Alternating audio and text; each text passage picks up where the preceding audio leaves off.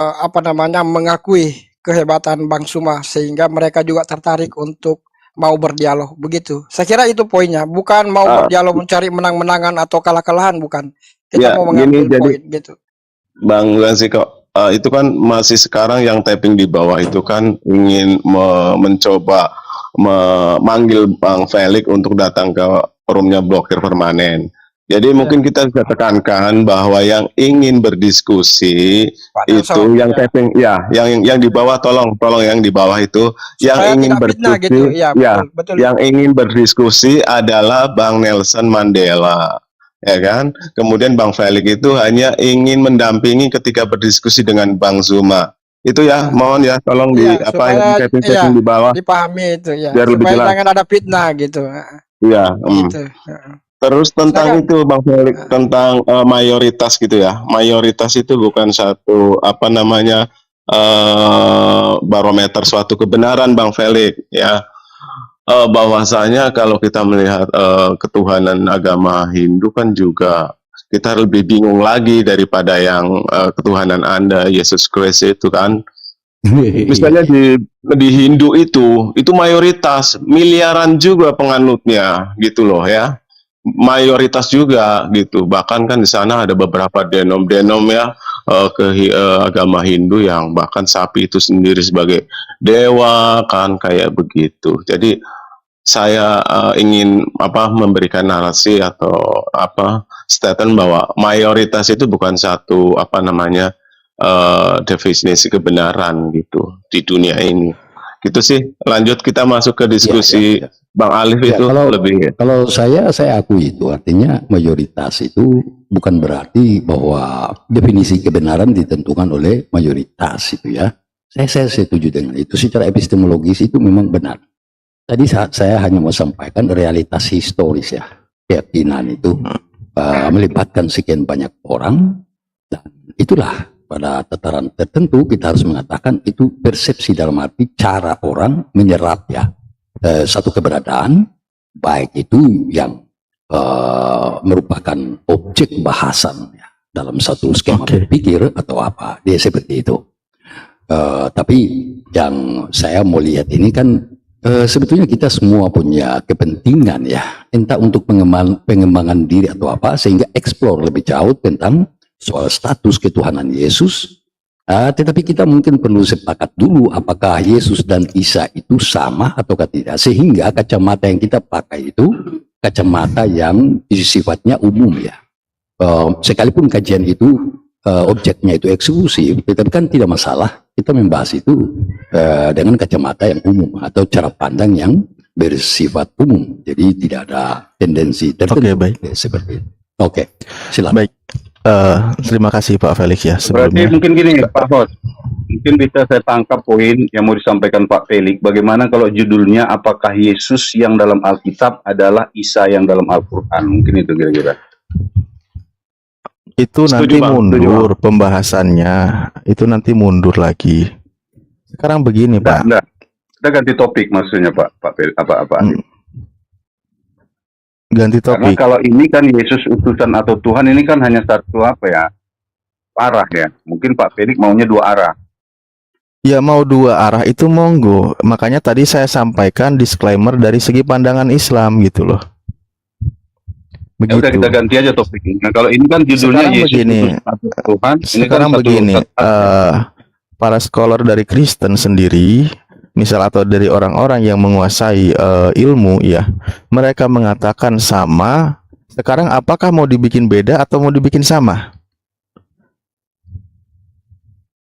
Makanya Pak Felix ingin menegaskan sama atau tidak, karena ada dua pendapat yang isunya kan begitu berkembang ya, ada dua pendapat ya. Saya begini, kalau mau dikatakan dikatakan beda, berarti fokus satu arah justru hanya Yesus aja. Mari kita buktikan sesuai dengan Bible. Gitu. Kalau mau dikatakan sama, Al-Quran sudah mengatakan gitu. Gitu loh maksudnya. Jadi kita jangan jangan dipolemikan lagi sesuatu yang sudah final secara akademis sebenarnya. Benar Ustaz Alif, sebenarnya gitu. Kita fix dulu pada pada definisi bahwa itu sama atau tidak, kayak gitu aja. Kalau kita bilang sama, nanti kita diskusi dengan persepsi yang sama kan kayak gitu. Kalau Kita ngambil beda, dari ya kita nanti rujukan apa yang akademisi aja, bahwa rata-rata akademisi menyampaikan oknumnya sama, dinarasikan berbeda di antara kedua kitab. Kan gitu. Itu poinnya loh sebenarnya. Kalau para akademisi, misal kalau mungkin di sini kawan-kawan juga membuka websitenya dari Rita Wahyu, itu dijelaskan. Ibu Rita Wahyu itu kan ahli dia. Nah, dan yang lain-lain ya. Cuman kalau mau dipolemikan tentang membedakan, saya khawatir nanti justru tidak ke substansi, tapi kawan-kawan Kristen banyak kena di situ. Karena apa? Karena Isa Al-Masih yang dijelaskan di Al-Quran itu banyak diambil sebagai dalil-dalil untuk menguatkan ketuhanan Yesus di dalam Bible. Nah ini repot nanti. Sebentar, Tapi nggak Pak. apa-apa, saya Bapak ikutin. katakan enggak. Bible kan sudah ada, Pak. Sebelum Al-Quran ada. Gimana? Bang Pakam itu sinyalnya merah-merah itu nggak bagus, putus-putus. Iya, kadang-kadang saya nggak mendengar suara teman-teman bicara. Ya, fokus sama Pak Merah Felix gitu aja ya. kalau nggak, biar kita tidak Nah, menghabiskan ini hilang lagi waktu. pendengaran saya. Iya, Apa? tahan dulu Pak Pakam. Jadi pembahasan tadi yang sudah kita bahas, ya merujuk kepada Hilang satu lagi oknum. suaranya di apa saya. Aduh. Tuh merah-merah Mbak, jadi semenit merah, semenit lancar gitu. Jadi susah nanti kalau bernarasi Pak Pakam, Pak Ginting. Atau gini deh, saya langsung ke Sebentar Pak lagi Pakam atau- aja. Gimana? Mau menentukan tema sebagai sama atau beda? Atau kita lanjut pembahasan tadi? Saya minta juga ini. Silakan Pak Felix sedikit tanggapannya. Bukan sama atau beda, Pak. Apakah sama atau beda? Itu, hampir sama ya judulnya ya. Begitu pun kita tanya lah, Pak. Allahu Karim. Omongan orang di Aduh, lama-lama ini Kita Pak santai aja Pakam. bicara, kan saya kan menyampaikan tentang tema. Makanya diem dulu, saya lagi nanya itu bener pertanyaan saya, jangan dikoreksi. Koreksinya juga toh sama aja dengan kalimat saya gitu loh. Kita nanti habis waktu kayak gini. Enggak, Pak Silakan, Alif Pak mengatakan Felix. mau disamakan atau mau dibedakan. Makanya judulnya singkat aja. Memang Apakah begitu sama atau pertanyaannya beda, Bang Alif gitu? itu seperti itu. Memang seperti Iya. itu. Maknanya sama, tapi saya kan ingin menyederhanakan kalimat aja. Ya udah, ini yang maju Pak Pakam atau Pak Felix? Yang mau jawab Pak Felix Pakam atau Pak Felix? Iya, Enggak, saya saya lihat lagi tadi nunggu Pak jawabannya Felix. ini. Saya nggak mau berkutat di sini. Enggak, sebentar Pak Alif ya. Makanya tadi kan saya dengar narasi-narasi yang dibangun Pak Felix. Muatannya seperti itu. Makanya bagaimana kalau kita buat judulnya seperti itu sehingga dia dua arah. Itu loh maksud saya. Dari tadi kita dua arah, Pak. Mana Bapak menanyakan Yesus utusan atau Tuhan itu kan satu arah, Pak. Ya Al-Quran sudah mengatakan kedua dia itu arah, hamba Bapak. Allah, dia itu utusan Allah. Saya mau narasikan apa lagi? Tadi Mana udah saya kata, Pak? sampaikan. Karena belum kita tegaskan Yesus itu sama atau tidak dengan Isa. Astagfirullahaladzim. Sekarang gini Pak. Berarti nggak akan Bapak menyamakan. Kita kupas. Pak Pakam, saya ngikutin Pak Pakam deh, mau sama atau tidak. Ya udah, di judulnya, buat judulnya coba. Isa dalam Al-Quran, tapi Isa dalam Al-Quran ya. Jangan Isa doang, nanti Isa kan banyak itu. Isa dalam Al-Quran atau Isa yang dimaksudkan Al-Quran, apakah sama dengan Yesus yang dimaksudkan Bible? Bapak nanti siap, Kepanjangan judulnya.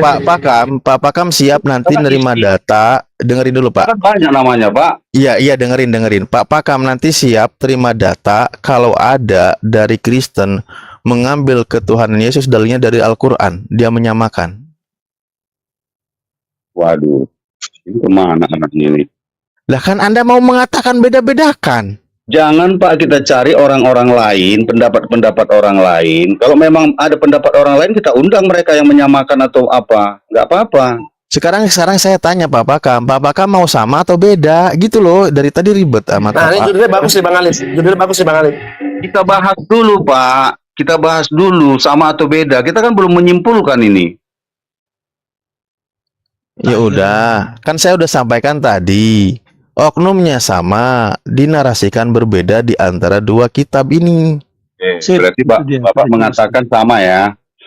Dalil-dalilnya ada kira-kira yang Bapak bisa Dari tampilkan tadi menyatakan saya sama. sampaikan. Lengkap lah, Ustaz Alif lengkap. Contoh, kita berbicara tentang autobiografi aja lah dulu kita No, awali. jangan ke poin dulu. Katanya temanya Nah. ini malah contoh. Sabar. Bukan, kita ambil dulu autobiografinya. Jangan namanya. Namanya kan udah jelas beda ya. Ya, satu Yesus, satu Isa. Udah beda. Sekarang autobiografinya sama nggak? Supaya nanti jelas. Kan saya sudah bilang oknumnya sama, dinarasikannya berbeda. Nggak mungkin Al-Quran dengan Bible plug sama, Pak. Namanya juga narasinya berbeda di situ. Mari kita pembuktian. Oke. Kenapa Anda mau minta sama terus, Pak? Ya Allah, ya Rahman, ya Yang bilang Rahim. sama siapa, Pak? Jangan lemot Kenapa yang sekali. mengatakan jangan sama? lemot, Bang Narasinya Pakam. berbeda. Dasarnya apa? Autobiografinya aja beda, namanya aja beda. Lalu Bapak sama-samakan. Ini yang menjadi pertanyaan loh. Ya udah, Pak, beda, udah beda. Ah, beda. Ya udah. Udah, kalau udah. beda. Ah, sekarang mau gimana sekarang? Ya udah, kalau beda kan udah satu kesimpulan. Sekarang kita bahas Kristen aja ya, beda ya. Bagaimana Kan pembuktian satu arah dari lagi kan? Ya udah. Lah. Oke. Gimana sih? Ini orang Ini orang gimana? nggak akan kelar nih. Gini, sebentar ya. Dia nggak ngerti nih Pak Pakam. Bukan nggak ngerti, saya ngerti, ya saya ngerti. Maksudnya Bapak itu supaya jangan ditanya, makanya Bapak buat satu arah. Loh, diajak dua. Yang mau ditanya kali, Pak Pakam yang nggak mau ditanya. Bukannya Bang Alif yang nggak mau ditanya, Pak Pakam yang nggak mau ditanya. Tadi kali bilang saya mau nanya tentang kekristenan. Kita buat tema, gini ya, kita buat tema judulnya yang bisa dua arah. Saya ngopi dulu ya, silakan yang lain. Contoh gini ya, Tuhan Ya, yang benar. mungkin Pak El Pakam, ya Pak El Pakam, mungkin kita minta dulu tanggapannya Pak Felix, mungkin bagaimana? Silakan Pak Felix, ada tanggapan mungkin yang diskusi yang berkembang. Silakan Pak Ya Felix. kalau saya itu kan terserah aja. enggak. Tadi kan saya hanya melihat itu sejauh ini kan kita berbicara tentang Yesus. Gitu. Maksud saya gini, apakah kita mau lihat Yesus ini dari perspektif Alkitab orang Kristen ataukah mau dilihat dengan perspektif Islam? Kan begitu. Nah, untuk itu kita kan harus sepakat dulu kalau memang dua tokoh ini berbeda, ya apa nanti argumentasi narasi kita yang kita sampaikan. Kalau dia sama, kan pasti diikuti dengan mengapa sama. Bagaimana membuktikan bahwa dia sama? Ini kan semua ya, ada segala macam lapisan, itu lapisan historikal, lapisan biblikal, kemudian lapisan dogmatis. Jadi kan tidak sesederhana itu ya. Ini kan kita berbicara tentang sesuatu yang bukan hanya ada pada pengetahuan di kepala, tetapi juga itu menyangkut dengan kedalaman daripada rasa-rasa itu kan. Lalu menjadi begitu simpel pada komal-komal seperti ini. Nah, itulah sebabnya kita harus tentukan dulu kesamaan persepsi kita. Apakah Yesus itu sama dengan Isa ataukah tidak? Kalau memang dia sama, maka harus dikupas itu semua dimensi yang tadi. Pertanyaan besar atau big questionnya, mengapa sama? Ya. Kan begitu. Oke, begini, saya sebagai host mungkin sudah menentukan ya tema hari ini, Yesus sama dengan Isa. Apakah demikian begitu ya? Apakah Yesus dan Isa itu sama atau berbeda? Jadi kita sepakat saja temanya itu, dan saya kira ini juga akan menjadi diskusi yang dua arah. Mungkin sekedar untuk mengarahkan diskusi ini berkaitan dengan Yesus apakah sama dengan Isa itu, saya kira dalam konteks ini kan kebetulan saya sebagai host beriman Islam itu memahami bahwa pada prinsipnya Yesus dan Isa itu kalau di keyakinan Islam itu memiliki dua kesimpulan yang berbeda. Yesus dan Isa itu sama kalau dilihat dalam konteks kelahiran, di mana Yesus dan Isa ini sama-sama dikonfirmasi, baik di dalam Bible maupun Al-Quran, itu dilahirkan oleh seorang perempuan perawan yang tidak pernah disentuh oleh seorang laki-laki pun gitu. Sehingga dalam konteks ini Yesus dan Isa itu adalah sama-sama dilahirkan oleh seorang perempuan perawan yang bernama Bunda Maria. Tapi dalam konteks penyaliban, saya kira Ustadz Ali, Bang Pak Ibnu Wahid dan Bang Rahar Diansa ini sepakat juga bahwa Yesus dan Isa ini adalah pribadi yang berbeda, karena di dalam keimanan kami Yesus itu atau Isa itu adalah orang yang diselamatkan dalam peristiwa penyaliban itu. Dia tidak dibunuh, tidak pula disalib, dan yang tersalibkan itu adalah orang yang diserupakan. Saya kira itu poin penting dari tema kita hari ini, Yesus apakah sama dengan Isa. Demikian. Silakan teman-teman mungkin sebagai peserta debat hari ini bisa mengembangkan itu dalam dialog hari ini. Silakan dari pihak Muslim dulu. Silakan. Baik, saya mengutip dulu ya. Begini, mengenai kenabian Nabi Muhammad SAW tertulis di Al-Quran, salah satunya di surah Al-Ahzab ya, dikatakan bahwa Bismillahirrahmanirrahim, maka Muhammadun aba ahadim min rijalikum walakinar rasulullahi wa khataman nabiyyin. Jadi Nabi Muhammad itu bukan tentang seorang siapa, anak dari siapa gitu, atau memiliki anak siapa, tetapi dia itu seorang Rasulullah, seorang utusan Allah dan penutup para nabi. Ya, itu jelas. Lalu berikutnya, Nabi Muhammad SAW ada satu pesan di dalam hadisnya menyampaikan bahwa la tutruni kama atrotin nasoro Isa bin Maryam fa inna ma ana abdun ya fakulu abdullahi wa rasuluh. Jadi terjemahnya itu, janganlah kalian melampaui batas dalam memujiku, kata Nabi Muhammad SAW. Sebagaimana orang-orang Nasrani melampaui batas dalam memuji Isa putra Maryam. Sesungguhnya aku hanyalah seorang hamba, maka katakanlah bahwa aku adalah hamba Allah dan Rasulullah. Jadi Nabi kami menegaskan, walaupun beliau seorang utusan Allah, memiliki banyak kemuliaan dan mukjizat yang dilakukannya, perintahkan untuk mengatakan Nabi Muhammad sebagai hamba Allah dan Rasulullah. Begitu juga dalam satu kalimat kesaksian, Nabi kami menyampaikan Isa putra Maryam adalah hamba Allah dan utusan Allah. Clear, dan memuliakannya jangan berlebihan. Nah, di sini pesan ini dikatakan bahwa sebagaimana orang-orang terdahulu, orang-orang yang mengaku sebagai pengikut Nabi Isa, dia berlebihan dalam memuji, memposisikan sebagai Nabi Isa, yang di sini sebagai Yesus ya. Nabi Isa di sini adalah salah satu nabi utusan Allah yang ada di kalangan Bani Israel, yang diutus untuk kalangan Bani Israel, yang lahir dari seorang perawan suci yang namanya Maryam, yang ada di tanah sana ya. Jaraknya antara Nabi Muhammad dengan Nabi Isa kurang lebih di angka 600 tahun.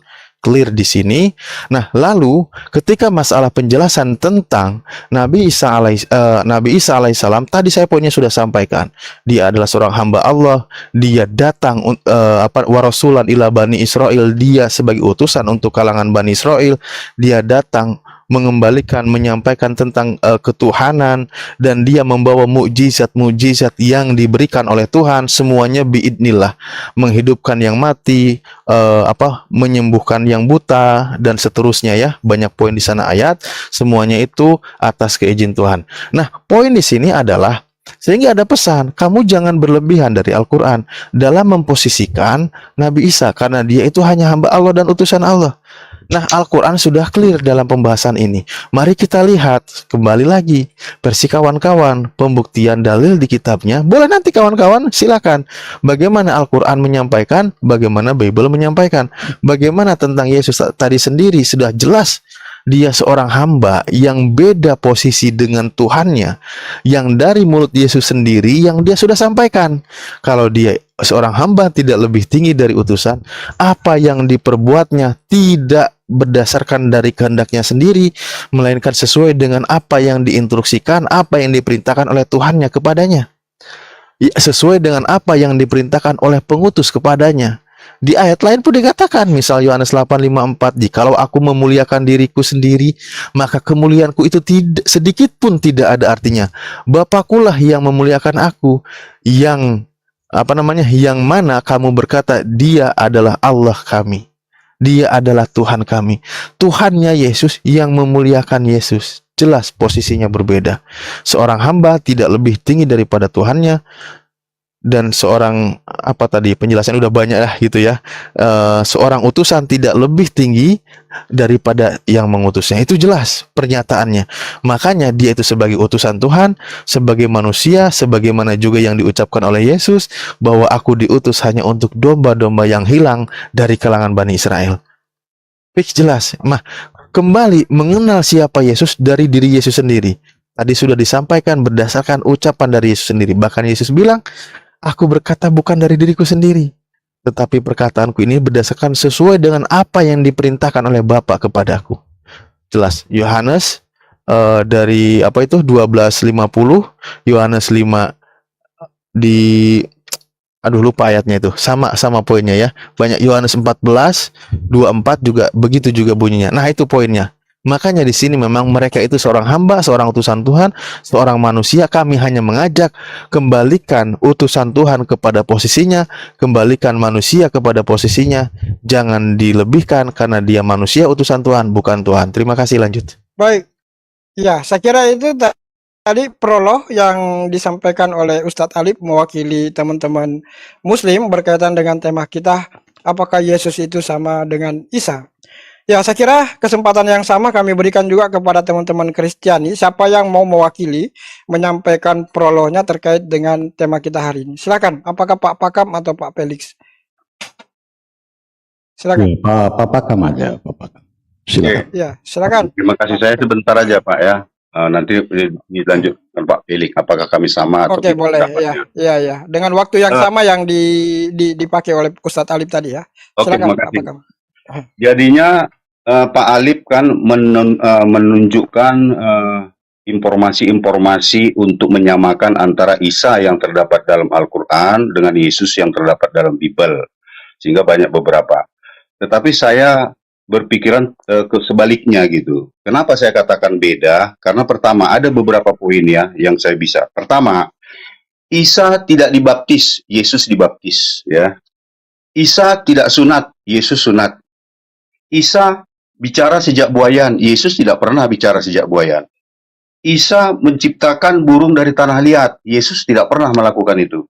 Isa lahir di sebelah timur Yerusalem, tertulis dalam surat Maryam 19 ayat 16 ya. Sedangkan Yesus lahir di kota Bethlehem, sebelah selatan kota Yerusalem.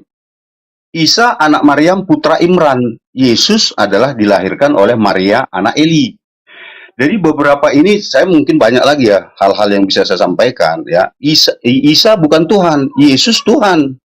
Saya rasa itu aja mungkin yang bisa saya nyatakan. Beberapa perbedaan ini membuktikan bahwa keduanya itu adalah sosok yang berbeda ya. Saya tidak mengatakan yang satu fiktif ya, tidak. Saya tidak mengatakan satu fiktif, satu nyata. Tapi saya ingin menyatakan bahwa kedua cerita itu membuktikan bahwa pribadi keduanya berbeda daripada hal-hal yang sudah terjadi. Contohnya tentang kelahiran ya, tidak mungkin orang yang sama dilahirkan dalam dua tempat yang berbeda. Saya rasa itu. Silakan Pak Felix, terima kasih. Ya. Pak Felix, sebelum Pak Felix saya sapa dulu Pak Abednego, silakan perkenalkan diri dulu. Dari agama apa? Perkenalkan, nama saya Abednego, teman dari Ustadz Alif yang siap akan memberikan data dan literasi bahwa Yesus adalah Isa, Isa adalah Yesus. Baik. Silakan menyimak dulu. Menyesuaikan menyimaknya. Aduh, guru saya silakan. Ini kirain silakan. Si ini Goldian. Oke, silakan Pak Felix ditambahkan, masih ada waktu. Saya kira tadi Pak Alif, Ustadz Alif banyak waktu yang sama kami berikan kesempatan ke Pak Felix menambahkan prolognya. Oke, terima kasih.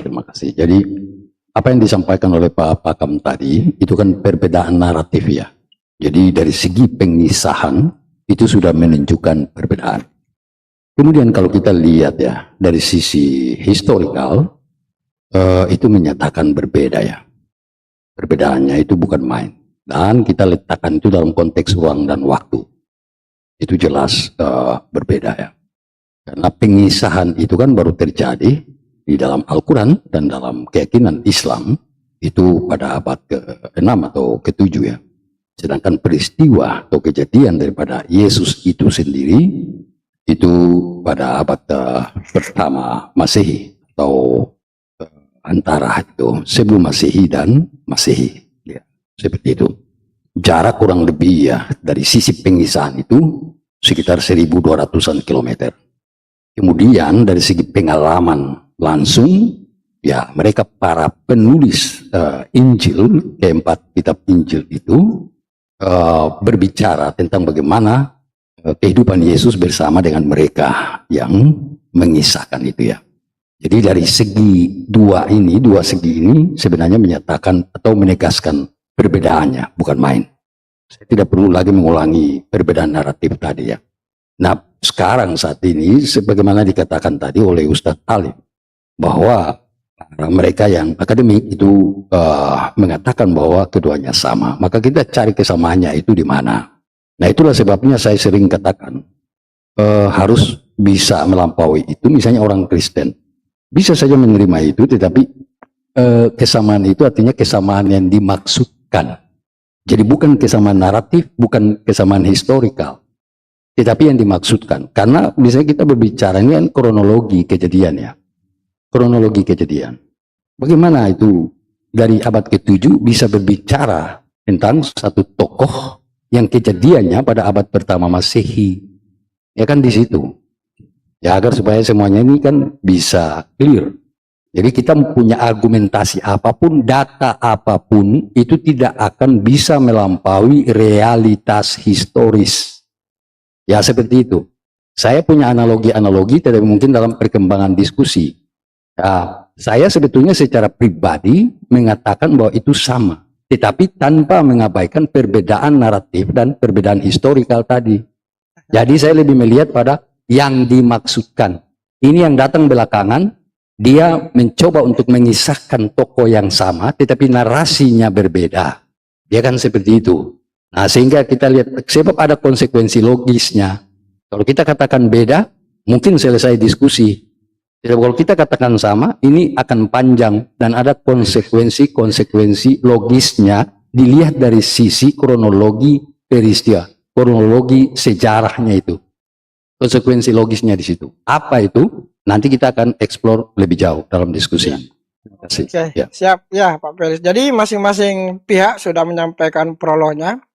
Sekarang kita masuk ke sesi saling menanggapi. Kesempatan pertama, saya berikan kesempatan kepada teman muslim untuk menanggapi prolog yang disampaikan oleh saudara-saudara Kristiani. Setelah itu juga akan diberikan kesempatan yang sama kepada teman-teman Kristiani untuk menanggapi tanggapan dari teman muslim. Silakan pihak muslim untuk menanggapi. Guru saya itu ya, Pak Abednego maju. Bukan, saya beri di terus. Oke, terima kasih ya. Oke, silakan. Terima kasih Ustadz Alif. Dan ini roomnya siapa ini? Nurisiko ya. Dan teman-teman semua. Terima kasih. Boleh nggak saya izin layar saya dibesarkan? Oke.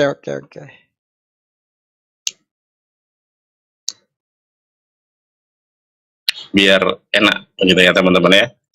Ya. Yang pertama adalah Bismillahirrahmanirrahim. Assalamualaikum warahmatullahi wabarakatuh. Damai sejahtera buat kita semua. Ya. Nah teman-teman, Isa dan Yesus ini adalah sosok yang sama. Kenapa dikatakan sosok yang sama? Bisa kita lihat di dalam Matius 1 ayat ke-1 ya, di dalam bahasa Yunani. Di sini tertulis begini. Biblos Genesios Iso Kristo Ioyo David Ioyo Abraham. Ternyata nama dari Yesus itu bukan Yesus, saudara. Akan tetapi dia adalah Iso. Beda pelafalan, kalau di dalam bahasa Arab itu adalah Isa. Kalau dalam bahasa Aramaik Iso, sama ya. Jadi nama saja sebetulnya bukan Yesus. Yesus itu adalah terjemahan daripada bahasa Aramaik yang kemudian ditranslate lagi ke dalam bahasa Indonesia jadi Yesus. Dalam bahasa Inggris jadi Yesus. Kemudian masalah silsilah, sebetulnya kita harus merujuk kepada kearifan lokal, budaya Semitik. Di mana tadi dikatakan bahwa Yesus itu sejaman dengan Musa, Anaim, dan lain sebagainya, tadi saya dengar ya. Kalau kita melihat ketika Yesus didoakan oleh bangsa Israel pada saat itu dan orang banyak yang berjalan di depan Yesus, dan yang mengikutinya dari belakang berseru, katanya, Hosanna bagi anak Daud, keselamatan semoga dilimpahkan bagi anak Daud. Kita lihat di dalam bahasa Ibraninya ya. Dalam bahasa Ibraninya, Matius 21 ayat ke-9. Fahamon ha'am shehalhu levanaf fe'aharaf kara'u Hosanna leben David. Hosanna keselamatan leben kepada David. Kepada kepada ben anak David. Semoga keselamatan dilimpahkan kepada anak David, yaitu Yesus. Nah, kalau kita kemudian mengkomparasi antara Quran dan Alkitab, kemudian kita mendiskreditkan Al-Quran dengan mengatakan ukhta Harun, di mana Yesus itu sejaman dengan Harun, itu budaya Semitik, saudara. Karena di dalam Alkitab pun dikatakan Hosanna leben David, Yesus anak David. Tidak ada David mempunyai putra yang namanya Yesus. Jadi ini kearifan lokal rumpun Semitik. Kemudian seringkali menisbatkan keturunan-keturunan itu kepada nenek moyangnya. Begitupun ketika Al-Quran berbicara mengenai Yesus Kristus. Dan satu hal yang menarik adalah kalau kita mengeksplor, saudara, Yesus itu, mohon maaf ya, teman-teman Kristen menganggap Yesus itu lahir di kandang domba. Sementara Al-Quran mengatakan Yesus lahir di bawah pohon kurma. Ternyata yang betul adalah Yesus lahir di bawah pohon kurma. Kemudian Alkitab di dalam Lukas 2 ayat 7 mengisolasi Yesus Kristus yang lahir di bawah pohon kurma dibawa ke penginapan. Karena penginapan penuh, langsung saja kita buka datanya ya. Kalau kita cari, kita eksplor Alkitab, terutama perjanjian baru, contohnya Lukas 2 ayat 7 yang berbicara tentang kelahiran Yesus. Tidak pernah ada satu ayat Alkitab pun yang mengatakan bahwa Yesus lahir di kandang domba. Kita lihat redaksi yang termaktub di dalam Lukas 2 ayat 7. Dan ia melahirkan seorang anak laki-laki, anak yang sulung. Lalu dibungkusnya dengan lampin dan dibaringkannya di dalam palungan. Karena tidak ada tempat bagi mereka di rumah penginapan. Jadi, Yesus itu lahir di bawah pohon kurma. Kenapa ditaruh di palungan? Karena tidak ada tempat bagi mereka di rumah penginapan. Kalau kita cari dalam satu pasal dan satu perikop ini, tidak pernah loh dikatakan bahwa Yesus lahir di kandang domba. Jadi sebetulnya Yesus itu lahir di mana? Di bawah pohon kurma. Nah, ini masih ada waktu berapa ini ya? Soalnya kalau kita ya jadi ada waktu nggak ini? 1 menit lagi dipersingkat poinnya yang untuk menjelaskan Yesus itu sama. Nah, 1 menit. Yang berikutnya adalah tadi membedakan antara Yesus dan Isa karena Yesus tidak pernah bermukjizat membuat burung dari tanah liat. Ada. Membuat burung dari tanah liat itu termaktub di dalam Gospel Thomas. Kemudian berbicara pada saat bayi itu juga ada termaktub di dalam Gospel Thomas. Nanti berikutnya kita akan bahas kredibel enggak yang disampaikan oleh Gospel Thomas. Nah, kita akan buktikan itu. Dan teman-teman juga harus membuktikan kepada saya di mana coba sekarang kita terpatri di bawah alam bawah sadar kita bahwa Yesus lahir di kandang domba. Sementara tidak ada satu ayat pun Alkitab yang mengatakan Yesus lahir di kandang domba. Saya minta kepada teman-teman tunjukkan ayatnya di mana Yesus lahir di kandang domba. Kalau Yesus lahir di bawah pohon kurma ada. Demikian sebagai prolog itu. Terlebih dahulu terima Oke. kasih saya ucapkan ya. Oke, saya kira prolog yang sangat baik. Bang Handi, menyimak dulu, menyesuaikan. Kita sementara berlangsung dialognya ini, diskusinya sekarang sesi saling menanggapi. Itu tadi tanggapan dari pihak Muslim diwakili oleh, sepertinya ini Bang Nandar ya. Sekarang kesempatan yang sama kita berikan kepada saudara Kristiani untuk memberikan tanggapan atas apa yang sudah disampaikan oleh teman-teman Muslim tadi. Sebelumnya ini masih ada slot 01 saya khususkan untuk teman-teman Kristiani karena personilnya hanya 2 supaya berimbang. Ini kita khususkan untuk Kristiani. Silakan kirim permintaan naik, typing di bawah kalau agamanya adalah Kristiani kita akan naikkan. Bang Ziko, Silakan. sebentar Bang Ziko sebentar sebelum masuk. Iya. Nanti kalau ada Kristen itu yang ngeyel-ngeyel kayak tadi, kayak Vivo, terus si mobil kayak gitu, yang narasinya malah kita berantem bukan pada sesi diskusi, udah kita cut aja, jadi bikin risu aja itu. Iya, Ya iya, kan? iya. Saya kira saran itu akan berlaku pada kedua belah pihak, bukan hanya Betul. kepada Kristiani, Muslim juga. Kalau ada yang ngeyel yang kita anggap tidak membuat kondusif, kita akan turunkan. Silakan kesempatan teman Kristiani untuk menanggapi. Silakan.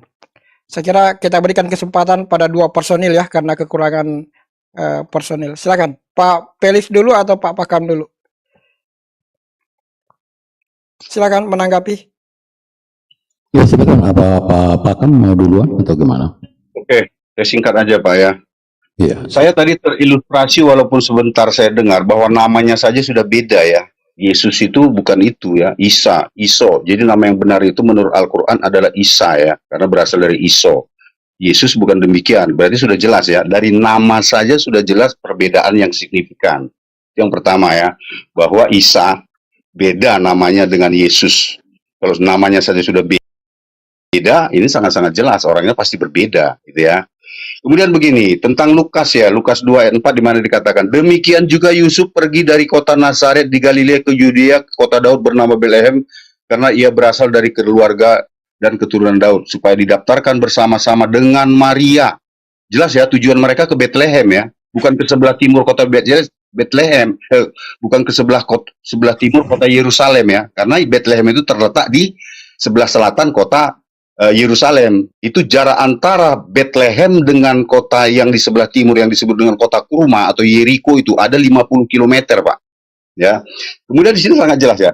Ketika mereka di situ tibalah waktunya bagi Maria untuk bersalin. Perhatikan itu kalimatnya ya.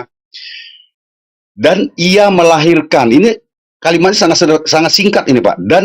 Dan ia melahirkan seorang anak laki-laki, anaknya yang sulung, lalu dibungkus dengan lampin dan dibaringkan di dalam palungan karena tidak ada tempat bagi mereka di rumah penginapan. Perhatikan kalimatnya.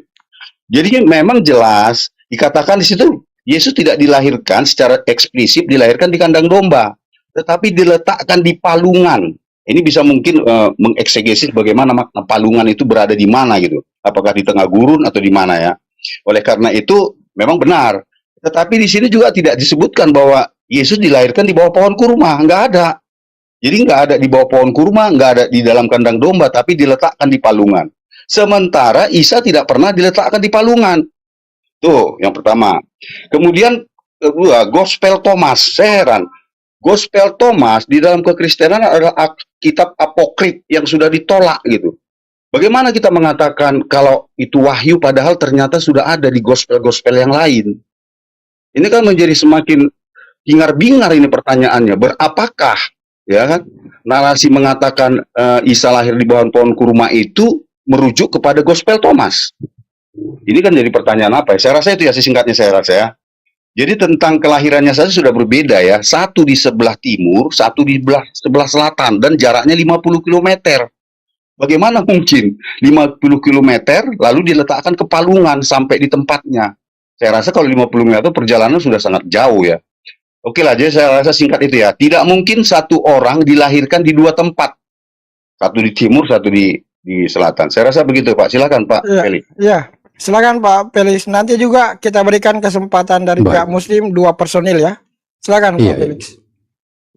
Ya, jadi saya pikir apa yang disampaikan oleh Pak Pakang tadi dalam menanggapi disampaikan oleh Pak Nandar ya, Pak Nandar. Gini, sudah tentunya satu tokoh dikisahkan secara berbeda. Maka yang harus ditinjau adalah mengapa perbedaan itu terjadi. Kan begitu. Nah, makanya saya selalu tarik ke aspek sejarah. Boleh kita bernarasi berdasarkan data tekstual. Itu tidak problem. Tapi data tekstual itu sendiri tidak cukup untuk menjawab problematika historikal. Yesus itu seorang Yahudi yang dipahami oleh orang Yahudi yang menulis tentang dia. Ya, terlepas dari perbedaan nama, karena ini asumsinya bahwa itu sama ya. Asumsi bukan berarti tidak akademik ya. Ini asumsi bahwa dia sama. Oke, silakan disamakan, tetapi bertanggungjawabkan dari sisi narasinya. Makanya pendekatan historikal itu penting, bahkan pendekatan sosiologikal. Maka saya tidak mau melihat pada dimensi goibnya bahwa ini firman Tuhan. Tidak. Kita sementara berhadapan dengan satu karya sastra. Artinya satu karya tulis ya. Kitab suci itu kan karya tulis, ditulis oleh manusia. Dan ketika kita menggunakan pendekatan historikal dan sosiologikal, maka di situ kita harus melihat mana yang ada lebih dahulu, kemudian mana yang mengadaptasikan narasi yang lebih dahulu bagi ke dalam konteksnya. Dia kan di situ. Jadi saya lebih general ya, bersifat umum. Saya misalnya tentunya orang yang hidup sama-sama dengan saya lebih kenal siapa saya. Dia tahu apa yang saya perbuat. Dia tahu wajah saya. Ketimbang orang yang berada di tempat yang berbeda, tidak pernah mengalami hidup bersama-sama dengan saya, ya, jaraknya sudah sangat jauh, jarak waktunya juga sudah sangat jauh. Lalu dia mau bernarasi, ya, mengidentifikasi saya. Tentunya ketika dalam naik banding ya pada tataran historis dan sosiologikal, maka pilihan itu pasti jatuh pada orang yang hidup sesama dengan saya, yang mengenal saya. Di situ. Nah, di sini sebenarnya kita berbicara tentang otentiknya sebuah narasi. Bukan soal itu punya status kitab suci atau bukan. Jadi saya mau katakan, kitab suci itu juga produk daripada sejarah, produk daripada proses sosiokultural. Nah, di sini kita lihat. Jadi kalau berdasarkan itu, ya secara empirikal itu tidak mungkin kita katakan bahwa kisah yang dari belakang itu punya tingkat akurasi yang lebih tinggi daripada kisah yang memang sudah ada lebih dahulu. Jadi tanggapan saya ini umum ya. Oke, sementara dari saya seperti itu. Terima kasih. Ini putaran pertama, sesi saling menanggapi. Sepertinya harus kita buka lagi putaran kedua, sesi saling menanggapi. Karena tadi kita berikan kesempatan 2 orang dari pihak Kristiani ini, saya kira pihak Muslim juga kita berikan kesempatan yang sama 2 orang juga untuk menanggapi apa yang sudah disampaikan oleh teman-teman Kristiani. Silakan. Siapa yang mau mewakili? Saya dulu dong, dikit, boleh nggak? Ya, silakan Bang Handi. Ya. Ya begini ya Bang ya. Saya to the point aja. Kita lihat sebelum kedua wanita ini atau nama yang berbeda ini menurut Anda itu ada Siti Maryam atau Maria. Ini wanita, kalau di Kristen tuh wanita suci yang dipilih, kalau di Islam itu wanita paling soleha di muka bumi dipilih untuk melahirkan seorang anak tanpa hubungan biologis, kan begitu. Anaknya ya namanya Iso atau Isa. Di zaman itu loh ya, belum Yesus. Gak ada nama Yesus, anaknya Maria sama Maryam, kan begitu. Terus kemudian lahirnya juga kurang lebih hampir sama. Bayi itu mungil, pinter, bisa bicara, dan seterusnya, kan begitu. Kemudian yang menjadi problem adalah teman-teman Kristen itu cenderung ada unsur ketuhanan. Nah, di sini mulai ini perbedaan di belok nih. Kalau di Islam cenderung tidak ada utusan Tuhan. Ada perbedaan. Yesua Masya sendiri mengakui dirinya utusan Tuhan. Di Al-Quran dia utusan Tuhan. Nah, di sini ada semacam pemasukan makna atau gelar yang tidak pantas kepada seorang anak yang namanya Yesua Masya ini setara dengan Tuhan. Terakhir ini, saya to the point saja, cenderung kita teman-teman Kristen ini ada unsur dosa waris dan penebusan dosa ditimpahkan kepada Yesus yang ber-Yunani ini gitu loh. Padahal di sana kalau kita cenderung ke Isa, dia tidak akan pernah mati di tiang salib menebus dosa. Disinilah masalahnya sebenarnya yang tidak pernah akan habis kecuali teman-teman mengembalikan siapa Yesua Mesia yang sebenarnya. Kira-kira begitu dari saya. Lanjut yang lain. Thank you. Satu orang lagi dari pihak Muslim, siapa yang mau mewakili? Ya, saya Ustaz Jangan Alif, saya dong. tadi ya Ustaz Alif ya. Lanjut, aku juga lagi makan. Oh, lagi Aku siap, lagi siap. makan. Lanjut. Oke, sebetulnya teman-teman ya, para apologet, bahkan para intelektual dari kekristenan, salah satu di antaranya adalah Ibu Rita Wahyu, itu yang belajar di Israel, yang sekolah di Israel saja berpendapat bahwa Isa dan Yesus itu adalah sosok yang sama. Kita tunjukkan ya, sebentar, aku balik kamera dulu. Nah, teman-teman perhatikan ini website dari Ibu Rita Wahyu, Sarapan Pagi Biblika, kemudian ada jemaat yang bertanya, langsung saja ke jawaban ya. Ini jawaban dari Ibu Rita Wahyu, pakar Ibrani beliau ini ya. Lebih hebat, jauh lebih hebat daripada saya. Saya emang nggak pernah sekolah di Israel, sedangkan Ibu Rita Wahyu itu sekolah di Israel. Ini beliau begini jawabnya. Saya berpendapat Yesus Kristus dan Isa Al-Masih adalah sosok pribadi yang sama. Jadi Ibu Rita Wahyu yang sekolah di Israel dan belajar keyahudian, sejarah Yahudi, memiliki sebuah pendapat bahwa Yesus dan Isa adalah sosok yang sama, bukanlah sosok yang berbeda. Berbeda itu adalah berbeda sudut pandang atau perspektif, sedangkan orangnya adalah orang yang sama. Dan saya juga bingung dengan tadi Pak Felix atau siapa ya tadi mengatakan begini. Nah, oke, kita pertegas lagi di sini ya bahwa nama Yesus itu di dalam bahasa Aramaik Isho, dan ini kemudian dikutip di dalam Greek New Testament. Di sini masih tertulis Iso. Dalam bahasa Ibrani bukan Iso teman-teman, tapi Yehoshua. Apakah karena namanya berbeda kemudian orangnya berbeda? Kan tidak. Ini bahasa Aramaik yang diadopsi dalam bahasa Yunani Iso, bahasa Aramaik Iso, bahasa Ibrani Yehoshua, bahasa Yunani Yesus, ya. Nah, jadi yang benar yang mana? Ini tidak mempengaruhi bahwa ini adalah sosok yang berbeda. Kemudian tadi mengatakan bahwa Isa lahir di sebelah selatan dari Bethlehem. Itu dari mana, Pak? Itu dari mana? Karena Al-Quran tidak mengatakan itu ya. Coba kita perhatikan ya.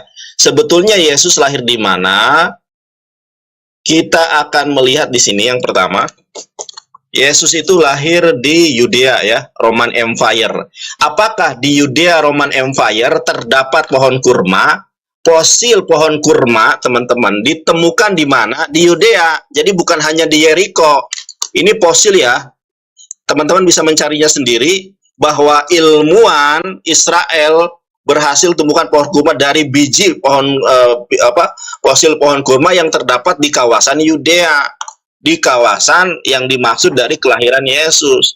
Tadi saya sudah menjelaskan bahwa tidak ada secara eksplisit bahwa Yesus lahir di kandang domba. Mohon maaf, tidak ada loh. Yesus lahir di kandang domba itu tidak ada ayatnya. Nah, yang menceritakan ini Lukas, ini kan pendapat Lukas sebetulnya ya. Jadi kronologi pastinya itu tidak tersistematis.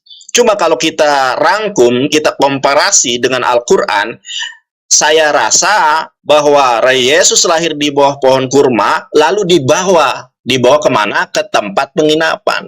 Cuma karena tempat penginapannya penuh, akhirnya dibaringkanlah Yesus di palungan, bukan lahir di kandang domba. Karena Yesus itu adalah sosok yang mulia, nabi yang mulia, rasul yang mulia, wajihan fi dunia wal akhirah.